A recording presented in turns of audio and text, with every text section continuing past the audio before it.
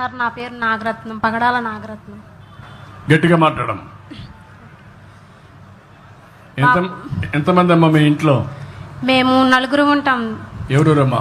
మా ఆయన గారు, మాకు 2 పిల్లలు ఉన్నారు.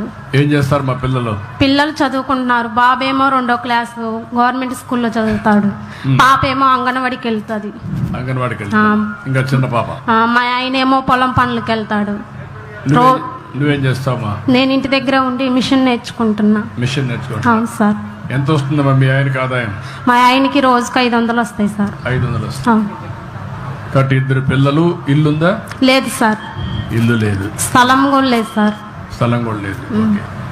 ఇప్పుడు నువ్వు నేను చెప్పేది నీకు అర్థమైందా? అర్థమైంది సార్. ఏం చేస్తే నువ్వు బాగుపడతావు చెప్పు.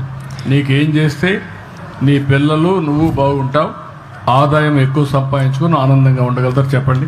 నేను మిషన్ నేర్చుకుంటున్నా సార్. నాకు